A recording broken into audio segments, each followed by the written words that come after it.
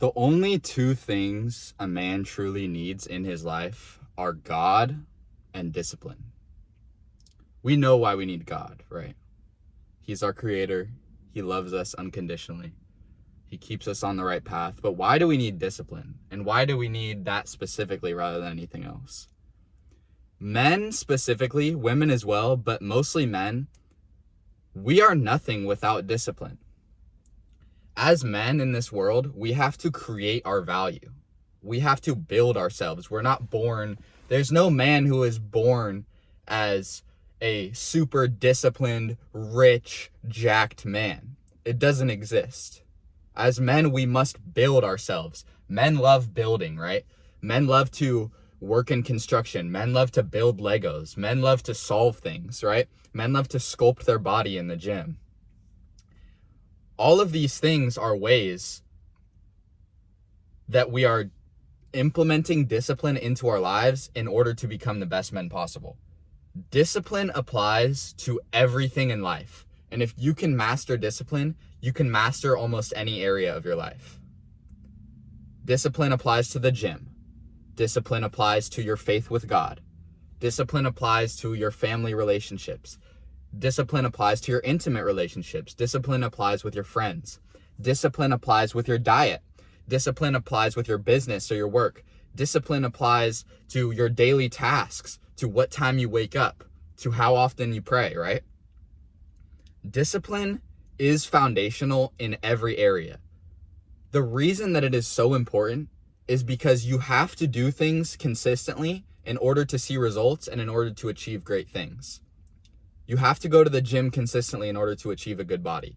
You have to put in work consistently in order to build a business. You have to show love and hang out with your family consistently in order to build a relationship with them. Everything you must build. Women are born into the world with more value, with an inherent value, because of their beauty, because of their built-in caring, nourishing qualities, right? Not to say that women don't have to work on things, obviously, right? Self-development is for everybody.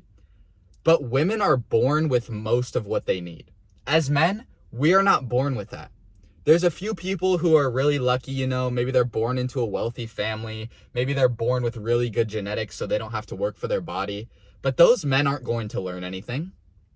They're not going to learn the pains of life, the struggles of life. They're not going to come out with the insights that we would, right? You don't want to be born with all of the things that you need. You don't want to be born with an amazing body. You don't want to be born into millions of dollars, because the thing that makes it valuable is the struggle for it, is the discipline that you have to learn in order to create these things, right? As men, we create something out of nothing. We have to see visions that no one else can see. When you're a skinny guy, 120 pounds, and you picture yourself jacked and you're going to the gym and you're eating, 3,000 calories a day, no one understands.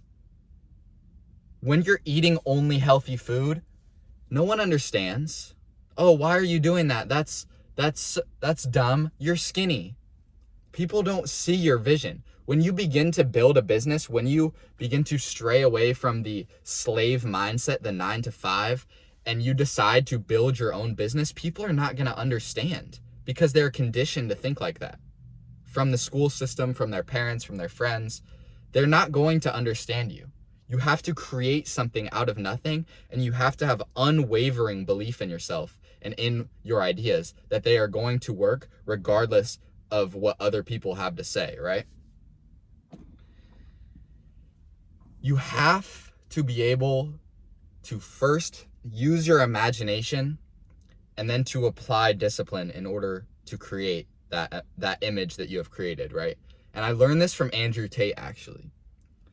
We have lost our imagination as men and as people in society, right?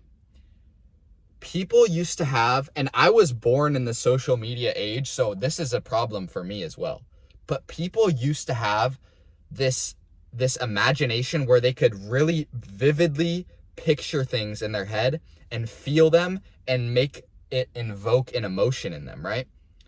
People used to be able to envision what would it be like to drive the Ferrari? What would it be like to see $1 million in your bank account? What would it be like to buy your mom whatever she wants? We used to have this vivid ability to imagine anything, and we have lost it because of social media. Because our brains are overstimulated, because we're seeing all these things, right? We have lost the ability to vividly picture something and make ourselves desire that thing. And I'm working on the ability to get that back right now. I want to be able, my dream thing that I would buy with money, not that I think it's super important, but one of the main motivators for me to get rich is I want a Lamborghini Urus. Just something about the car, I don't know what it is. I want a Urus so bad. And I don't have the ability to right now to truly picture myself in the car, to truly feel the steering wheel, to truly hear the sounds, the pops that it makes, the exhaust, to, see the little red button where you lift it up and start the car. And it's because my brain has been manipulated by social media. Social media has conditioned my brain to not think in imaginative ways, just to look at a screen and see what other people have already created rather than creating something in my own mind, right? So I'm trying to get off social media. I'm trying to detach myself from social media so that I can become more imaginative, so that I can improve my ability to picture something in my mind and feel it with all of my senses, right? Because when you can see it in your mind, when you can feel it, all you have to do is put in the work and you will get it. The issue comes when you can't even imagine yourself having that thing. It doesn't matter really how much work you put in, because you don't even see yourself as the kind of person who can achieve that. So it's something to think about. It's something that, this is my question for you. Can you truly, using your 5 senses, genuinely picture yourself in the scenario, the dream scenario that you want? It's not even just about cars, right? How do you want to feel in terms of emotions and all these kind of things, sensations, when you achieve the business that you want to achieve, or when you achieve the relationship with God that you want to achieve, or when you have a family, or when you have a beautiful view from your house, right? How much are you able to genuinely picture that? And if you can't, it might be time to take a break from social media. It might be time to apply discipline to that area of your life, to apply discipline to staying off social media, right? Because we always picture discipline as doing things. I need to go to the gym. I need to work on my business. I need to eat clean food. But discipline is also about not doing things, probably more so, honestly. It's about not eating junk food. It's about not sleeping in. It's about not going on social media, right? All of these things are discipline as well, but we always want to add more. But true wisdom comes in subtracting rather than adding, right? They say something like, I forget the exact quote, but it's like the greatest something is simplicity. The greatest wisdom is simplicity, or something like that, right?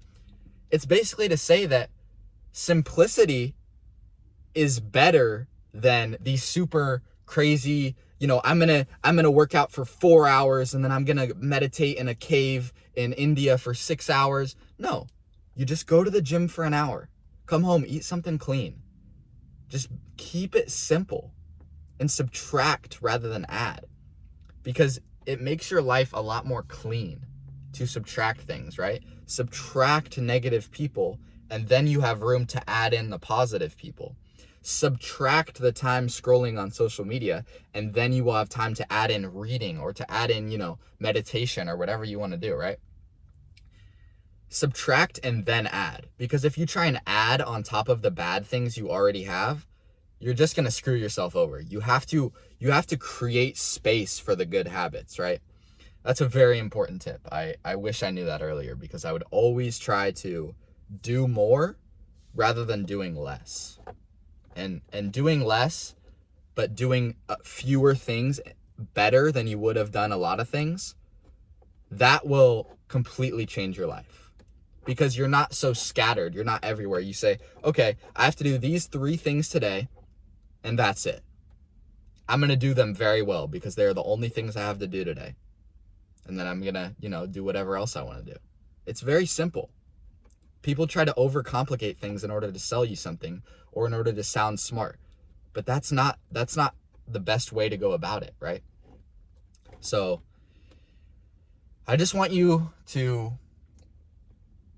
go out of this video knowing that discipline is the key to everything.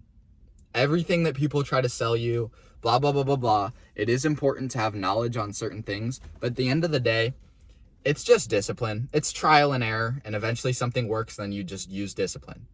So, I don't know. It's just something to think about. Make sure y'all like and subscribe. Peace.